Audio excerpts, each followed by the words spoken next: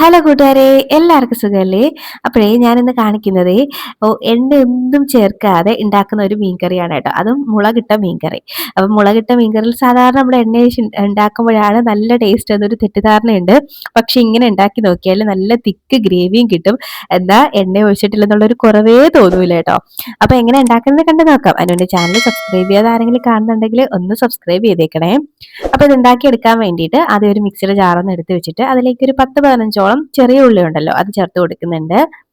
ഇനി ഇതിലേക്ക് ഞാനൊരു 2 വെളുത്തുള്ളിയിൽ എടുത്തിട്ടുണ്ട്. അതായത് അത്യാവശ്യം വലുതായതുകൊണ്ടാണ് 2എണ്ണം എടുത്തത്. ചെറുതാണെങ്കിൽ ഒരു 4-5 എടുക്കാം കേട്ടോ. ഇനി ഇതിലേക്ക് ഒരു ചെറിയ പീസ് ഇഞ്ചി എടുത്ത് ഇതുപോലെ ചെറുതായിട്ട് കട്ട് ചെയ്ത് ചേർത്ത് കൊടുക്കുന്നുണ്ട്.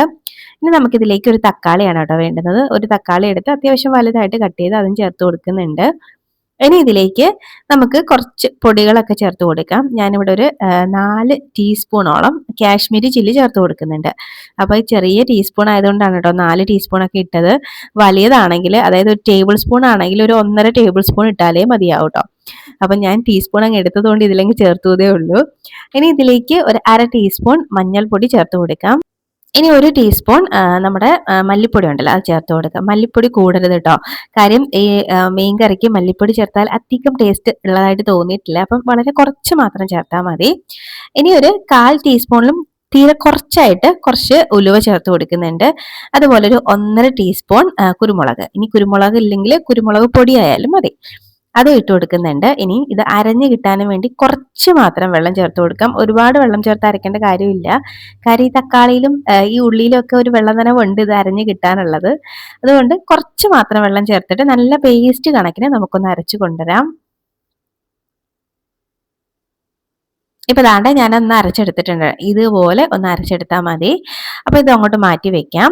ഇനി നമുക്കൊരു ചട്ടി ഒന്ന് അടുപ്പത്തേക്ക് വെച്ചിട്ട് ഈ ഒരു അരപ്പ് അതിലേക്ക് ചേർത്ത് കൊടുക്കാം. അപ്പൊ നിങ്ങൾക്ക് എണ്ണ ചേർത്ത് ഉണ്ടാക്കാൻ താല്പര്യം ഉണ്ടെങ്കിൽ എണ്ണ ചേർത്ത് ചെറുതായിട്ടൊരു താളിപ്പൊക്കെ ഉണ്ടാക്കി ഈ അരപ്പിട്ട് വഴറ്റിയെടുക്കാം. അപ്പൊ എണ്ണ ചേർക്കാത്തത് കൊണ്ട് അരപ്പ് ഡയറക്റ്റ് ആയിട്ട് അങ്ങോട്ട് ഇട്ട് കൊടുത്തിട്ടുണ്ട്.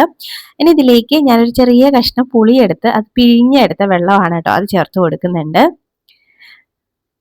അപ്പോൾ ഈ ഒരു കറിക്ക് നമ്മൾ സാധാരണ പിഴിപുളി വെച്ച് ഉണ്ടാക്കുമ്പോഴാണ് കുറച്ചും കൂടെ ടേസ്റ്റ്. ഇത് അല്ലെങ്കിൽ കുടംപുളി ചേർത്താലും മതി. അപ്പോൾ ഒരു അല്പം വെള്ളവും കുടംപുളിയായിട്ട് ചേർത്ത് കൊടുത്താൽ മതി കേട്ടോ.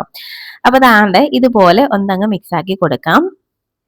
ഇനി ഈ കുറച്ച് വെള്ളത്തിൽ കിടന്ന് ഈ ഒരു കറി നല്ലപോലെ തിളച്ച് വരണം കേട്ടോ. എങ്കിലേ ഇതിന്റെ ആ ഒരു പച്ചമണമൊക്കെ നന്നായിട്ട് മാറി കിട്ടുള്ളൂ. അപ്പൊ ഈ സ്റ്റെപ്പ് വളരെ ഇമ്പോർട്ടന്റ് ആണ്. കുറച്ച് വെള്ളത്തിലോ അല്ലെങ്കിൽ ഇതുപോലെ പുളിവെള്ളത്തിലോ നല്ലപോലെ ഈ മസാല ഒന്ന് തിളപ്പിച്ചെടുക്കണം. നന്നായിട്ട് തിളച്ച് ഒന്ന് വറ്റി വരണം കേട്ടോ. ദാണ്ടെ ഇപ്പൊ ദാണ്ട ഗ്രേവി ഒക്കെ ചെറുതായിട്ടൊന്ന് വറ്റി വന്നിട്ടുണ്ട്. നല്ലപോലെ മസാലയൊക്കെ വെന്തിട്ടുണ്ട് കേട്ടോ. അപ്പൊ ഒരു 2-3 മിനിറ്റെങ്കിലും ഇതുപോലെ ഒന്ന് തിളപ്പിച്ചതിന് ശേഷം കുറച്ച് കറിവേപ്പില ചേർത്ത് കൊടുക്കുന്നുണ്ട്. ഇനി നമുക്ക് ഗ്രേവിക്ക് ആവശ്യത്തിനുള്ള വെള്ളം ആ മിക്സിയുടെ ജാറിൽ കുറച്ച് വെള്ളം ചേർത്ത് അത് ഇതിലേക്ക് ഒഴിച്ചു കൊടുക്കാം. ഇനി നമുക്ക് നല്ലപോലെ ഒന്ന് മിക്സ് ആക്കി എടുക്കാം. അപ്പൊ ഇത്രയും വെള്ളം ഒഴിച്ചെന്നും പറഞ്ഞ് ഗ്രേവി ലൂസായി പോകുന്നൊന്നും ആരും ചിന്തിക്കേണ്ട. നല്ല തിക്കായിട്ടായിരിക്കും ഈ ഒരു മീൻകറി നമുക്ക് കിട്ടുന്നത് കേട്ടോ. അപ്പൊ ഇനി ആവശ്യത്തിനുള്ള ഉപ്പ് ചേർത്ത് കൊടുക്കാം. ഉപ്പും കൂടെ ചേർത്തിട്ട് ഒന്നുകൂടെ അങ്ങ് മിക്സ് ആക്കാം. അപ്പൊ ഇനി നമുക്ക് ഈ ഒരു ഗ്രേവി നല്ലപോലെ തിളച്ച് വരണം കേട്ടോ. അതുവരെ ഒന്ന് വെയിറ്റ് ചെയ്യാം. ഇപ്പൊ അതാണ്ട് നന്നായിട്ട് തിളച്ച് വന്നിട്ടുണ്ട്. അപ്പൊ ഇങ്ങനെ തിളച്ച് വരുന്ന സമയത്ത് ഇനി നമുക്ക് ഇതിലേക്ക് മീൻ ചേർത്ത് കൊടുക്കാം.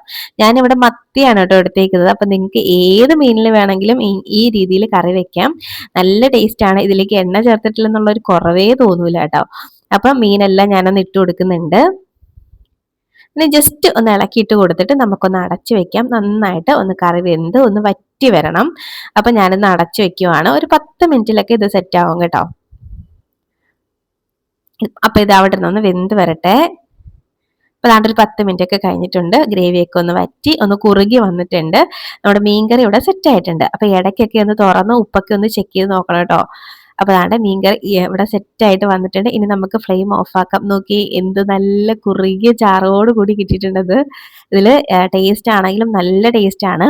ഒരു വട്ടം നിങ്ങൾ മീൻകറി ഇതുപോലെ ഒന്ന് ട്രൈ ചെയ്ത് നോക്കുകയാണെങ്കിൽ പിന്നെ സ്ഥിരമായിട്ട് നിങ്ങൾ ഇതുപോലെ ആയിരിക്കും ഉണ്ടാക്കുന്നത്. അത്രയ്ക്കും ടേസ്റ്റി ആയിട്ടുള്ള ഒരു മീൻകറിയാണ്.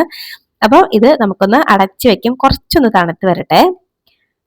മീൻകറി എപ്പോഴും കുറച്ചൊന്ന് പഴകിയതിന് ശേഷം കഴിക്കാനാണ് ടേസ്റ്റ് എന്ന് പറയൂലേ. അല്ല കുറച്ച് തണുത്ത് വന്നതിന് ശേഷം മാത്രം ഞാനൊന്ന് ഓപ്പൺ ചെയ്തിട്ടുണ്ട്. നല്ല ടേസ്റ്റി ആയിട്ടുള്ള നല്ല അടിപൊളി ഒരു മീൻകറി ഇവിടെ റെഡി ആയിട്ട് വന്നിട്ടുണ്ട്. അപ്പൊ മീൻകറി നിങ്ങൾ ഇതുപോലെ ഉണ്ടാക്കി നോക്കിയിട്ടില്ലെങ്കിൽ ഉറപ്പായിട്ട് ഉണ്ടാക്കി നോക്കണം. കാര്യം ഉണ്ടാക്കാൻ എളുപ്പവുമാണ്, നല്ല ഹെൽത്തി ആയിട്ടുള്ള ഒരു മീൻകറിയുമാണ് കേട്ടോ. അപ്പൊ ഉണ്ടാക്കി നോക്കിയിട്ട് അഭിപ്രായം പറയാൻ മറക്കരുത്. വീഡിയോ ഇഷ്ടമാവുകയാണെങ്കിൽ ലൈക്ക് ചെയ്യാനും മറക്കരുത്. അപ്പം ബൈ ബൈ.